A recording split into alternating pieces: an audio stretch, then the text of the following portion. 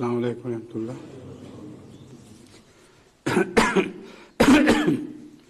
اشهد ان لا اله الا الله وحده لا شريك له.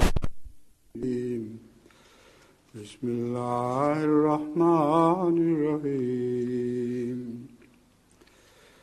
الحمد لله رب العالمين الرحمن الرحيم مالك يوم الدين. إياك نعبد وإياك نستعين. إياك نعبد وإياك نستعين. إياك نعبد وإياك نستعين. اهدنا الصراط المستقيم صراط الذين أنعمت عليهم غير المغضوب عليهم ولا الضالين.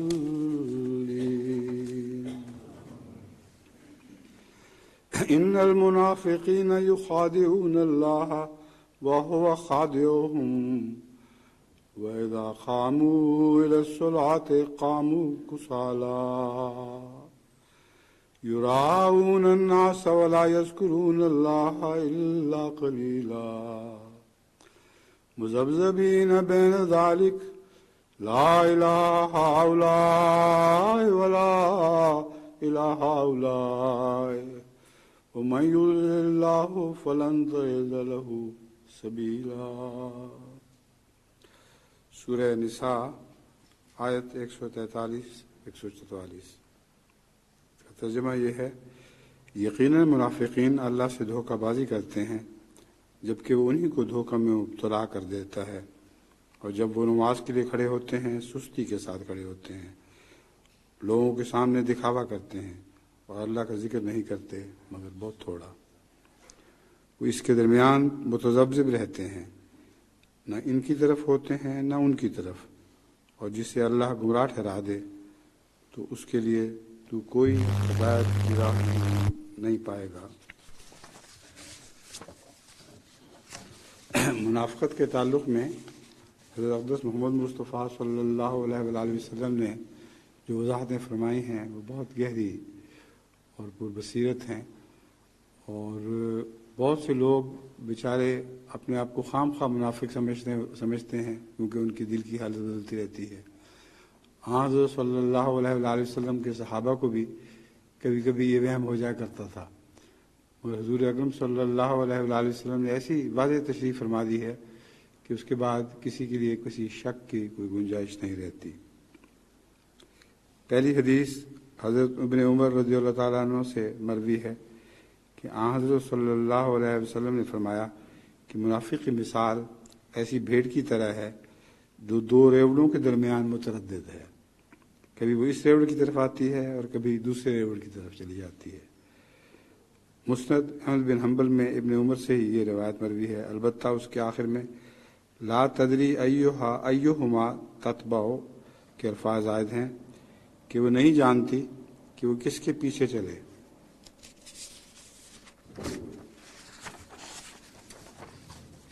اس میں جو دوسرا حصہ ہے مسند بن احمد کا صرف، اس میں ایک شبہ یہ پڑتا ہے کہ وہ منافق نہیں ہے بلکہ اس کو علم نہیں ہے، مگر جو پہلی حدیث ہے وہ بالکل واضح ہے کہ وہ دو روڑوں کے درمیان گھومتی پھرتی ہے، اور اگر تو لا علمی کی وجہ سے ہے پھر تو اس کو منافقت نہیں کہا جاتا، لیکن اگر اس کو یہ نہ پتہ ہو کہ میں کس ریوڑ کی ہوں اور وہ کبھی ادھر جائے کبھی ادھر جائے تو یہ وہ منافقت ہے جس کی طرف رسول اللہ صلی اللہ علیہ وسلم اشارہ فرما رہے ہیں. حضرت عبداللہ بن عمر رضی اللہ تعالیٰ عنہ سے روایت ہے کہ حضور صلی اللہ علیہ وآلہ وسلم نے فرمایا کہ 4 باتیں ایسی ہیں کہ وہ جس شخص میں ہوں گی وہ منافق ہوگا. یہ بہت ہی اہم اور واضح حدیث ہے، اس سے منافقت کو پہچاننے میں بہت آسانی ہو جاتی ہے. اگر ان میں سے ایک خصلت کسی شخص میں پائی جائے گی تو اس میں اسی نسبت سے نفاق ہوگا، یعنی 4 خصلتیں اگر نہ ہوں تو کلیت نفاق سے پاک ہے، مگر 4 خصلتوں میں سے ایک بھی پائی جائے تو اس درجے تک اس میں نفاق ہوگا، یہاں تک کہ وہ اسے چھوڑ دے۔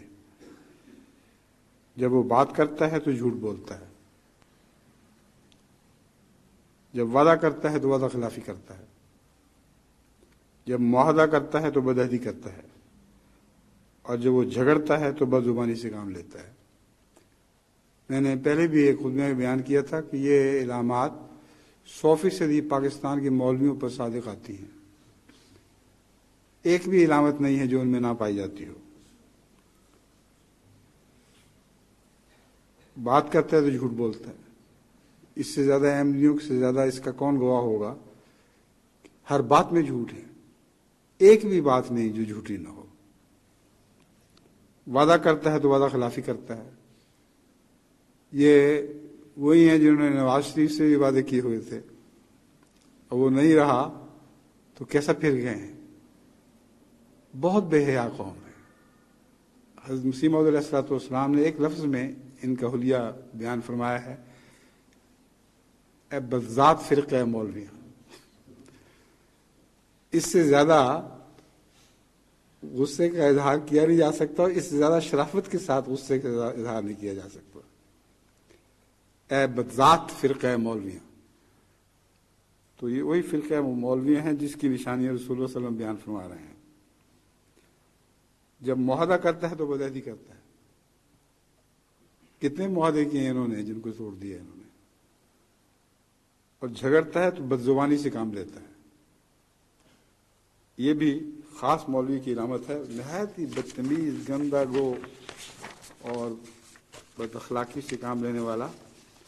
تو حضرت صلی اللہ علیہ وآلہ وسلم نے 1400 سال پہلے جو نقشہ کھینچا تھا وہ آج بہن ہی پورا اتر رہا ہے۔ حضرت ابن عمر بیان کرتے ہیں کہ حضرت صلی اللہ علیہ وآلہ وسلم ممبر پہ چڑھے اور بلند آواز سے فرمایا، اے وہ لوگو جو زبان سے تو ایمان لائے ہو مگر ایمان جن کے دل تک نہیں پہنچا، مسلمانوں کو دکھ نہ دیا کرو اور ان کی عیب چینی نہ کیا کرو، اور ان کی کمزوریاں تلاش کرنے میں نہ لگے رہا کرو، کیونکہ جو اپنے مسلمان بھائی کی عیب تلاش کرنے میں لگا رہتا ہے تو اللہ بھی اس کی عیب تلاش کرتا ہے، اور جس کے لیے اللہ عیب تلاش کرے تو اس کے عیب لوگوں پر ظاہر کر دیتا ہے، خواہ وہ اپنے گھر کے اندر ہی چھپا بیٹھا ہو۔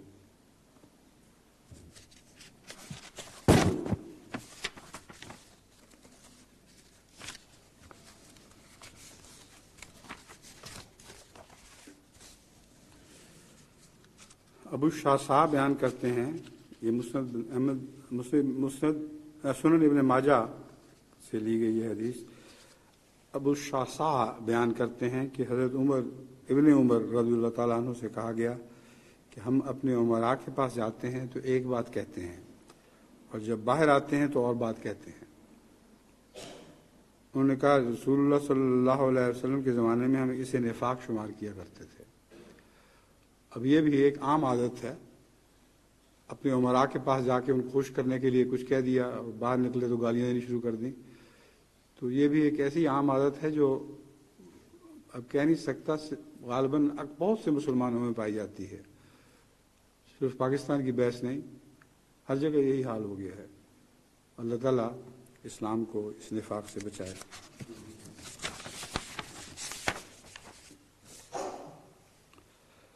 حضرت انس بن مالک رضی اللہ تعالیٰ عنہ بیان کرتے ہیں، یہ سنن ترمذی کتاب الصلاۃ سے لی گئی حدیث۔ حضرت انس بن مالک بیان کرتے ہیں کہ حضرت صلی اللہ علیہ وسلم نے فرمایا، جس نے 40 دن جماعت کے ساتھ پہلی تکبیر میں شامل ہو کر نماز پڑھی، اس کے لیے 2 براتیں لکھی گئی ہیں، آگ سے برات اور نفاق سے برات۔ اب اس مسجد میں خدا کے فضل سے اس وقت بھی موجود ہیں لوگ جو 40 چھوڑ کے 80 تکبیروں، پہلی تکبیروں میں بھی شامل ہوتے ہیں، دن ہو، رات ہو، بارش ہو، برف ہو، اللہ تعالیٰ ان کو توفیق عطا فرماتا ہے۔ تو میں امید رکھتا ہوں کہ سب جگہ دنیا میں احمدیوں کا یہی حال ہوگا، جہاں تک توفیق ہو، جہاں مسجد قریب ہو، وہاں کوشش یہی کرنی چاہیے کہ پہلی تکبیر میں شامل ہو سکیں۔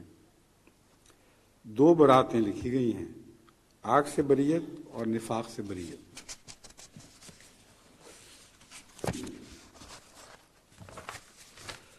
حضرت ابو ہریرہ رضی اللہ تعالیٰ عنہ کہتے ہیں کہ رسول اللہ صلی اللہ علیہ وسلم نے فرمایا، منافقوں پر سب سے بھاری نمازیں عشاء اور فجر کی نمازیں ہیں۔ یہ ایک تو اندھیرے میں ہوتی ہیں، کوئی نہ آئے اندھیرے میں تو پتہ نہیں لگتا، اور دوسرے اس اندھیرے میں اٹھ کر ان کا آنا بڑا بوجھ ہوتا ہے دل پر۔ تو اس کے متعلق رسول اللہ صلی اللہ علیہ وسلم فرماتے ہیں، اگر وہ ان دونوں نمازوں کا ثواب جانتے تو ان دونوں نمازوں کی ادائیگی کے لیے حاضر ہوتے، خواہ گھٹنوں کے بل۔ اس کے بعد فرماتے ہیں، میرا دل چاہتا ہے کہ نماز کا حکم دوں اور کسی سے کہوں کہ وہ لوگوں کو نماز پڑھا دے، پھر اپنے ساتھ کچھ آدمیوں کو جن کے پاس لکڑی کے گٹھے ہوں لے کر ایسے لوگوں کے گھروں کو جاؤں جو نماز میں حاضر نہیں ہوتے، اور ایسے لوگوں سمیت ان کے گھروں کو آگ لگا دوں۔ اب آن حضرت صلی اللہ علیہ وآلہ وسلم جیسا شفیق بالمومنین رؤوف الرحیم انسان، وہ منافقوں کے متعلق بھی اتنی سخت بات جو کہہ رہے ہیں، تو معلوم یہ ہوتا ہے کہ ان کا یہاں جل جانا زیادہ بہتر ہے بنسبت اس کے کہ جہنم کی آگ میں جلیں، اور یہی ان کا کفارہ ہو جائے۔ مگر یہ ایک محاورے کی بات ہے، نعوذ باللہ یہ مطلب تو نہیں تھا کہ رسول اللہ صلی اللہ علیہ وسلم خود واقعی اٹھتے اور کسی اور کی سپرد کر کے گٹھا اٹھاتے۔ تو یہ گہری فراست کی باتیں ہیں جن پر غور کرنے سے انسان کو حقیقت کا حال سمجھ آتا ہے۔ ان ابی ہریرہ قال قال رسول اللہ صلی اللہ علیہ وسلم، یہ میں بیان کر چکا ہوں پہلے۔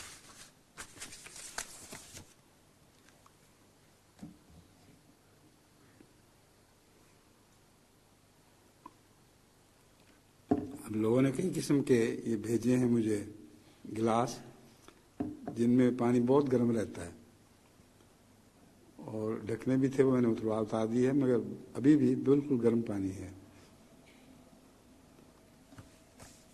حضرت مسیح موعود علیہ الصلوۃ والسلام کے اقدس مسیح موعود علیہ الصلوۃ والسلام کے چند اقتباسات۔ نفاق ہمارے نزدیک سب گناہوں سے بڑا ہے، اور ریا سب کاموں سے زیادہ خطرناک ہے، اور ظالموں اور مشرکوں کی صفات میں سے ہے۔ نور الحق روحانی خزائن جلد 8 صفحہ 66۔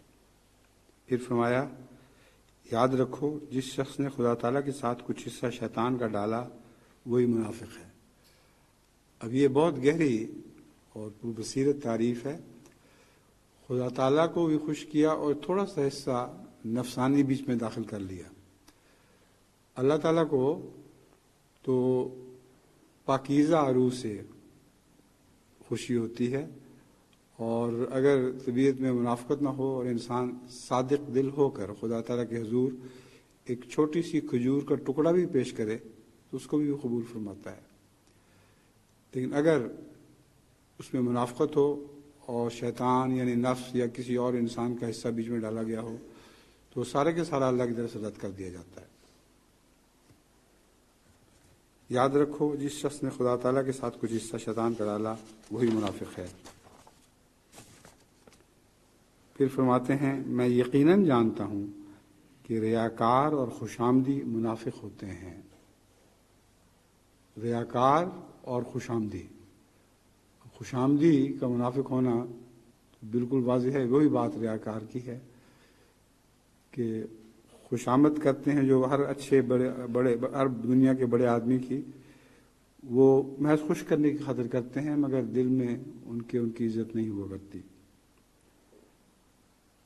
اور خدا تعالیٰ کے فضل سے ہم نفاق کو دور کرنے آئے ہیں، یہ احمدیت کا مقصد ہے۔ اگر جماعت احمدیہ نفاق کو دنیا سے دور کر دے تو اس نے اپنے مقصد کو پا لیا۔ سب برائیوں کی جڑ نفاق ہے، اسی لیے جہنم کے ذلیل ترین حصے میں منافقوں کو بیان کیا گیا ہے، ارذل حصے میں، کیونکہ اگر آپ غور کر کے دیکھ لیں تو منافقت سب بیماریوں کی جڑ ہے۔ دلیر انسان ہو، بہادر ہو سچی بات کہنے میں، اور حکمت کو ہاتھ سے نہ چھوڑے، یہ دو باتیں جو ہیں یہ ضروری ہیں دنیا میں۔ اور اگر حکمت کے پیش نظر نرم بات کی جائے تو اس کو منافقت نہیں کہتے۔ سچی بات اگر ایسے طریق پر کی جائے کہ اس کے دل پر، دوسرے کے دل پر اثر ہو، اس کو ہرگز منافقت نہیں کہا جاتا۔ بعض لوگ کہتے ہیں جی ہم تو سچی بات کریں گے، اور منہ توڑ بات، نہایت بدتمیزی سے بات کرتے ہیں، وہ منافقت سے بھی بدتر ہیں، کیونکہ سچی بات کے نام پر وہ اپنے بھائی کو دکھ پہنچاتے ہیں اور دل کا بوجھ نکالتے ہیں، اور دل میں بوجھ رکھنا بھائی کے خلاف یہ خود بھی منافقت ہی کی علامت ہے۔ حضرت مسیح موعود علیہ الصلوۃ والسلام فرماتے ہیں، یاد رکھو منافق وہی نہیں جو ایفائے عہد نہیں کرتا یا زبان سے اخلاص ظاہر کرتا ہے مگر دل میں اس کے کفر ہے، بلکہ وہ بھی منافق ہے جس کی فطرت میں دو رنگی ہے اگرچہ وہ اس کے اختیار میں نہ ہو۔ اب دیکھیں، وہ بھی منافقت ہے جس کی فطرت میں دو رنگی ہے اگرچہ وہ اس کے اختیار میں نہ ہو۔ صحابہ کرام کو رضوان اللہ علیہم کو اس دو رنگی کا بہت خطرہ رہتا تھا۔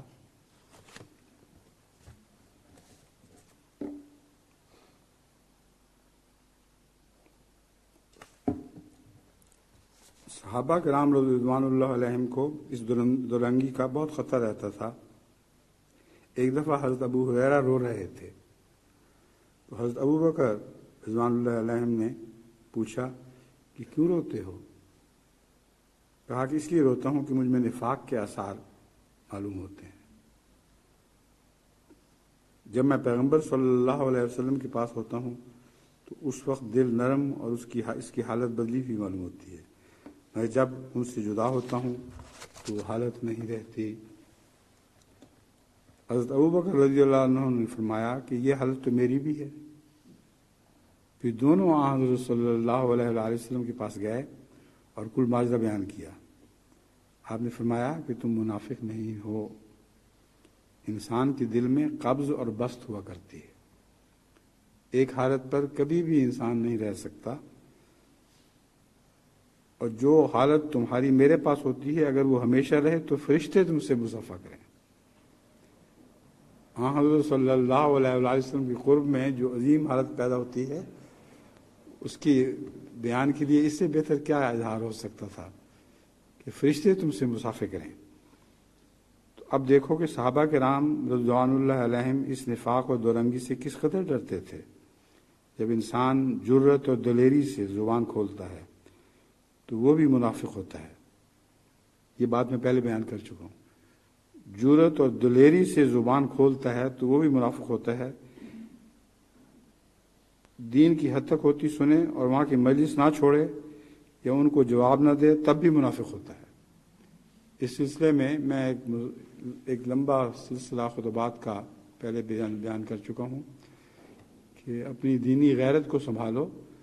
وہ لوگ جو خدا اور رسول کے خلاف مذاق کرتے ہیں یا بےہودہ باتیں کرتے ہیں یا عام نیک لوگوں کے خلاف بےہودہ باتیں کرتے ہیں اور لوگوں کو ہنساتے ہیں، یہ نہایت زہریلی منافقت ہے، اور اس سے انسان کی نیکیوں کا کچھ بھی باقی نہیں رہتا۔ دین کی حد تک ہوتی سنے اور وہاں کی مجلس نہ چھوڑے یا ان کو جواب نہ دے تب بھی منافق ہوتا ہے۔ اگر مومن کی سی غیرت اور استقامت نہ ہو تب بھی منافق ہوتا ہے۔ جب تک انسان ہر حال میں خدا کو یاد نہ کرے تب تک نفاق سے خالی نہ ہوگا، اور یہ حالت تم کو بذریعہ دعا حاصل ہوگی۔ یہ دعا پر تان توڑتے ہیں حضرت مسیح موعود علیہ الصلوۃ والسلام، اس سے تو اتنا دل راضی ہوتا ہے کہ بیان نہیں کیا جا سکتا۔ دعا پر اس زمانے میں جتنا زور حضرت مسیح موعود علیہ الصلوۃ والسلام نے دیا ہے دنیا میں کسی نے کبھی نہیں دیا سوائے حضرت صلی اللہ علیہ وسلم کے۔ اس دور میں آپ کی مکمل نمائندگی دعا کے معاملے میں حضرت حضرت رسول اللہ صلی اللہ علیہ وسلم کی مکمل نمائندگی حضرت مسیح موعود علیہ الصلوۃ والسلام نے فرمائی ہے۔ جو انسان داخلی سلسلہ ہو کر پھر بھی دورنگی اختیار کرتا ہے تو وہ اس سلسلے سے دور رہتا ہے۔ اس کے لیے خدا تعالیٰ نے منافقوں کی جگہ اسفل السافلین رکھی ہے، کیونکہ ان میں دو رنگی ہوتی ہے اور کافروں میں یک رنگی ہوتی ہے۔ کافر منافق سے بدتر کیوں ہوتے ہیں؟ اس لیے کہ جو کچھ ہے وہ سامنے کھول کے بیان کر دیتے ہیں، اور مغربی سوسائٹی میں یہ خوبی پائی جاتی ہے، برائی ہو بھلائی ہو جو کچھ ہو، سوائے اس کے چند لوگ چھپاتے ہوں گے مگر اکثر اپنے حال کو ظاہر رکھتے ہیں۔ فرمایا میں منافقوں کو پسند نہیں کرتا۔ اللہ تعالیٰ منافقوں کی نسبت فرماتا ہے کہ ان المنافقین فی الدرک الاسفل من النار، یقیناً یاد رکھو منافق کافر سے بھی بدتر ہے، اس لیے کہ کافر میں شجاعت اور قوت فیصلہ تو ہوتی ہے، وہ دلیری کے ساتھ اپنی مخالفت کا اظہار کر دیتا ہے، مگر منافق میں شجاعت اور قوت فیصلہ نہیں ہوتی، وہ چھپاتا ہے۔ اگر مومن کو خاص امتیاز نہ بخشا جائے تو مومنوں کے واسطے جو وعدے ہیں وہ کیوں کر پورے ہوں گے، لیکن جب تک دو رنگی اور منافقت ہو تب تک انسان کوئی فائدہ حاصل نہیں کر سکتا۔ ان المنافقین فی الدرک الاسفل من النار، یہ جماعت کو خاص طور پر پیش نظر رکھنی چاہیے باتیں، ہر قسم کی دو رنگی، ہر قسم کی منافقت سے باز آ جائیں اور پھر دنیا میں ایک عظیم انقلاب پیدا کرنے کے اہل ہوں گے۔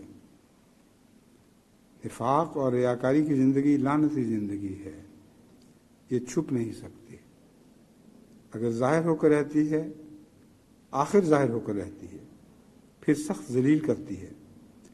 خدا تعالیٰ کسی چیز کو نہیں چھپاتا، نہیں، نہ نیکی کو نہ بدی کو۔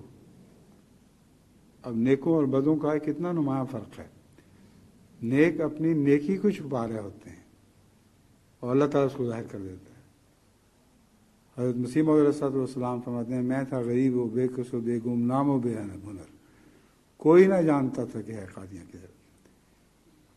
اتنی نیکی چھپاتے تھے اپنی کہ مسجد میں بعض دفعہ ساری رات گزارتے اور وہیں نیند آ جاتی تو وہ مسجد کا خادم آپ کو صف میں بھی لپیٹ دیا کرتا تھا اندھیرے میں، مگر اللہ تعالیٰ نے دیکھو کتنا شہرہ عالم بنا دیا ہے، زمین کے کناروں تک آپ کی آواز پہنچی ہے، ایک آواز کو کروڑ آوازوں میں بدلا ہے، اور اگلے سال آپ دیکھیں گے انشاءاللہ وہ 1 کروڑ آواز 2 کروڑ آوازوں میں تبدیل ہو جائے گی۔ تو یہ اللہ تعالیٰ کی شان ہے، وہ چھپی ہوئی نیکی کو ایسا ظاہر کرتا ہے کہ زمین کے کناروں تک وہ شہرت پا جاتی ہے،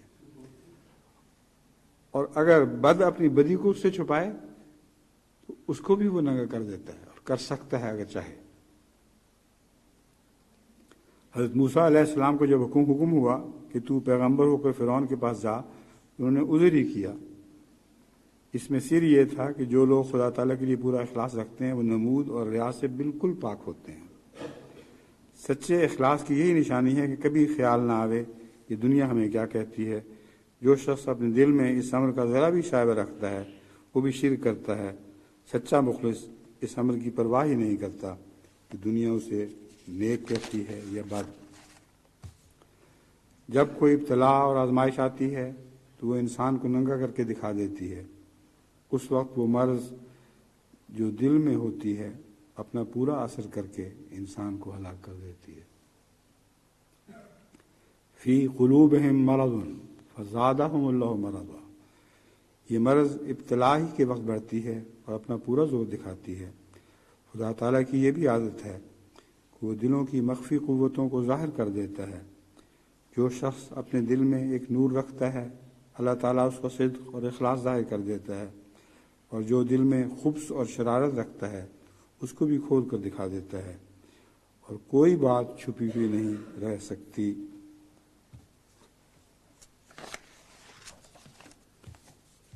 پھر فرماتے ہیں ہم ان مخالفوں کے وجود کو بھی بے مطلب نہیں سمجھتے، ان کی چھیڑ چھاڑ اللہ تعالیٰ کو غیرت دلاتی ہے اور اس کی نصرت اور تائیدات کے نشانات ظاہر ہوتے ہیں۔ یہ لمبی کہانی ہے جو جماعت احمدیہ کے اوپر گزر رہی ہے، اور اس کی تفصیلات بیان کریں تو کئی خطبات کی ضرورت پڑے گی۔ ان کی چھیڑ چھاڑ اللہ تعالیٰ کو غیرت دلاتی ہے۔ اللہ تعالیٰ کی غیرت کے اتنے واقعات ہیں کہ آدمی حیران رہ جاتا ہے، اور ان ظالموں کو سمجھ نہیں آتی کہ اللہ تعالیٰ کی غیرت جوش مار رہی ہے۔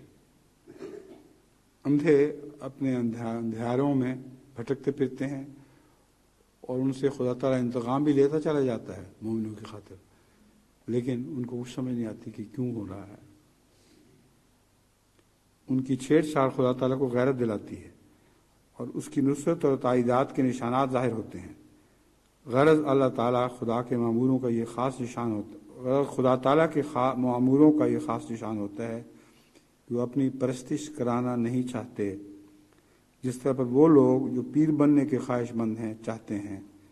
اگر کوئی شخص اپنی پوجا کرائے تو کیا وجہ ہے کہ دوسرے انسان کے بچے اس پوجا کے مستحق نہ ہوں؟ اگر انسان پوجا کا مستحق ہے تو ہر انسان پھر پوجا کا مستحق ہے، انسانیت تو برابر ہے سب میں۔ میں سچ کہتا ہوں، ایک مرید اس مرشد سے 1000 درجہ اچھا ہے جو مکر کی گدی پر بیٹھا ہوا ہو، کیونکہ مرید کے اپنے دل میں کھوٹ اور دغا نہیں ہے۔ خدا تعالیٰ اخلاص کو چاہتا ہے اور ریاکاری کو پسند نہیں کرتا۔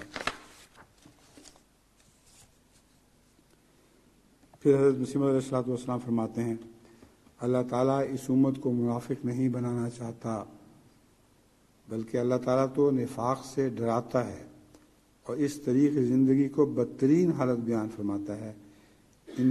وہی آیت ہے، بار بار اسی کا حوالہ دیا جاتا ہے، ان المنافقین فی الدرک الاسفل من النار۔ کسی پکے مسلمان کی غیرت اور حمیت یہ کب گوارا کر سکتی ہے کہ اپنے معتقدات اور مذہبی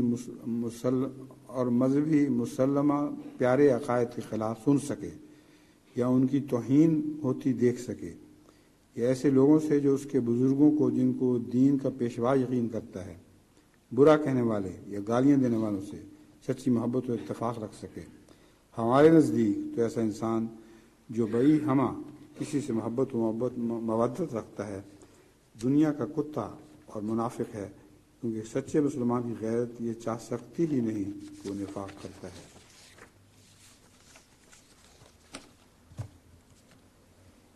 رپورٹ جلسہ سالانہ 1897 میں یہ بیان ہے، نابینائی کی 2 قسمیں ہیں، ایک آنکھوں کی نابینائی ہے اور دوسری دل کی نابینائی۔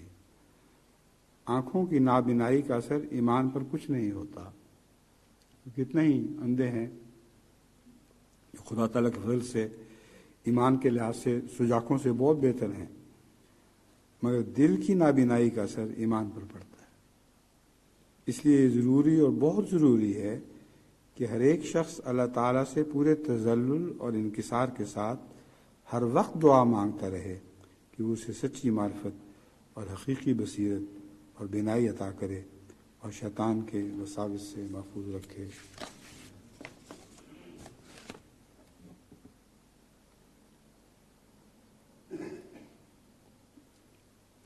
ویسے تو کوئی اتنی ضرورت نہیں لگتی، لیکن لوگ بہت خوش ہوتے ہیں جب میں گرم چائے پانی پیتا ہوں۔ اس میں صرف پانی اور شہد ملا ہوا ہے۔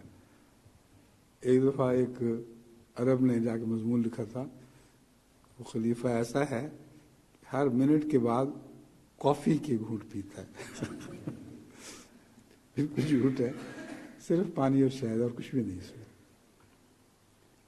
محبوب الہی بننے کے لیے ضروری ہے کہ رسول اللہ صلی اللہ علیہ وسلم کی اتباع کی جائے۔ سچی اتباع آپ کے اخلاق فاضلہ کا رنگ اپنے اندر پیدا کرنا ہوتا ہے۔ مگر افسوس ہے کہ آج کل لوگوں نے اتباع سے مراد صرف رفع یدین آمین بالجہر اور رفع سبابہ ہی لے لیا ہے۔ انگلی اٹھانا، اس کے اوپر قتل ہو جایا کرتے تھے۔ بعض مسجدوں میں ایسے لوگ تھے جو جن کا یہ عقیدہ تھا کہ حضرت صلی اللہ علیہ وسلم یہ شہادت کی انگلی اٹھایا کرتے تھے، اشہد ان لا الہ الا اللہ کہتے ہوئے۔ کوئی بیچارہ غلطی سے اس مسجد میں چلا جائے جس کا یہ عقیدہ ہو کہ حضور صلی اللہ علیہ وسلم یہ انگلی نہیں اٹھایا کرتے تھے، تو مسجد سے نکلنے سے پہلے اس انگلی سے محروم ہو جایا کرتا تھا، انگلی کاٹ کر پھینک دیتے تھے۔ اور یہی ان لوگوں کا حال تھا جو برعکس کرتے تھے بیچارے۔ تو حضور صلی اللہ علیہ وسلم کی اتباع اپنی جگہ ضروری ہے، مگر یہ اتباع نہیں، یہ جہالت ہے۔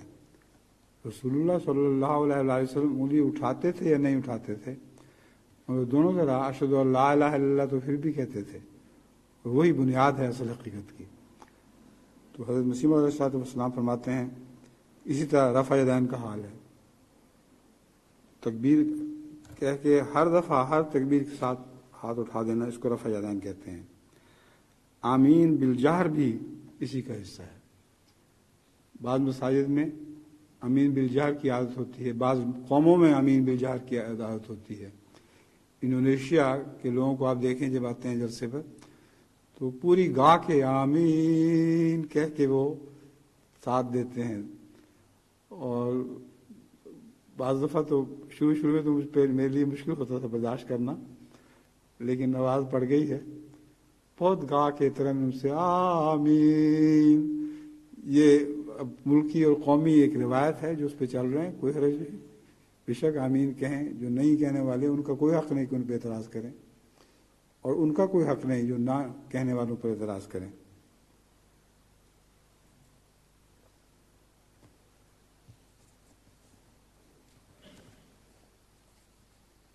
سچے مومن اور مخلص مسلمان کی ترقیوں اور ایمانی درجوں کا آخری نقطہ تو یہی ہے کہ وہ سچا متبع ہو اور آپ کے تمام اخلاق کو حاصل کرے۔ جو سچائی کو قبول نہیں کرتا وہ اپنے آپ کو دھوکہ دیتا ہے۔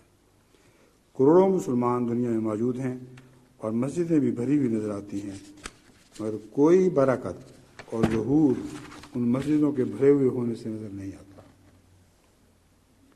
اس لیے کہ سب کچھ جو کیا جاتا ہے محض رسوم اور عادات کے طور پر کیا جاتا ہے۔ وہ سچا اخلاص اور وفا جو ایمان کے حقیقی لوازم ہیں ان کے ساتھ پائے نہیں جاتے۔ سب عمل ریاکاری اور نفاق کے پردوں کے اندر مخفی ہو گئے ہیں۔ جوں انسان ان کے حالات سے واقف ہوتا جاتا ہے، اندر سے گند اور خبث نکلتا آتا ہے۔ مسجد سے نکل کر گھر کی تفتیش کرو تو یہ ننگے اسلام نظر آئیں گے۔ مسلم میں ایک حکایت لکھی ہے، یہ بہت غور سے سننے والی ہے، کہ ایک کوٹھا 1000 من گندم سے بھرا ہوا خالی ہو گیا۔ ایک کوٹھا 1000 من گندم سے بھرا ہوا خالی ہو گیا، اگر اس کو چوہے اس کو نہیں کھا گئے تو وہ کہاں گیا؟ بس اسی طرح پر 50 برس کی نمازوں کی جب برکات نہیں ہوتی، اگر ریا اور نفاق نے ان کو باطل اور حبط نہیں کیا تو وہ کہاں گئی؟ 50 برس کی نمازیں بھی اگر برکت نہیں پیدا کرتی، دل کی سچائی نہیں پیدا کرتی، ایمان کی خصلتیں پیدا نہیں کرتی، تو ایک 1000 من کوٹھے کی طرح جس میں گندم بھری ہوئی ہو، 1000 من گندم بھری ہوئی ہو، اس کی طرح چوہا چپ کر کے کھاتا جاتا ہے، اور اس کی یہ منافقت اس کے تمام اعمال کو کھا کر ردی کر دیتی ہے۔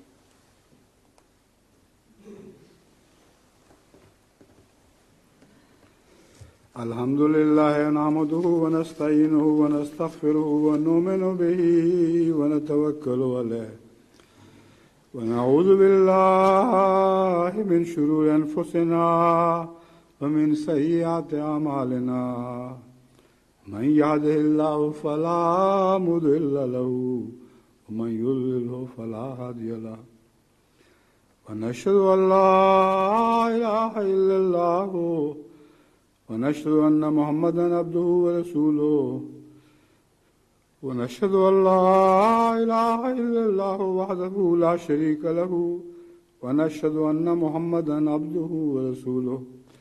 جان کے دونوں طرف سے اس روایت کو پڑھا ہے، کیونکہ حبش صاحب جو جرمنی کے ہیں وہ بہت باریک باتیں نوٹ کرتے ہیں۔ کسی ایک روایت میں انہوں نے پڑھ لیا محمد عبدہ و رسولہ بھی آتا ہے، تو مجھے لکھا کہ آپ عبدہ و رسولہ نہیں کہہ پڑھتے، میں نے پڑھ کے دکھا دیا کہ ایک روایت میں بھی آئے تو تبرک ہی ہے، یہ کہنے میں حرج کیا ہے عبدہ و رسولہ۔ مگر جو ہم نے تحقیق کی ہے اکثر حدیثوں میں اس کا ذکر نہیں، اشہد ان محمد رسول اللہ اتنا ہی کافی ہے۔ میں صرف آپ کو سمجھا رہا ہوں، اپنی فراخ دلی پیدا کیا کریں۔ حدیث کا ایک بھی ہو اس کی مطابقت کرنے میں جو سے سچی حدیث ہوتی ہے کوئی بھی نقصان نہیں. اس لیے کریں یا نہ کریں آپ دونوں طرح برابر ہیں، خدا کے حضور بالکل بری ذمہ ہیں.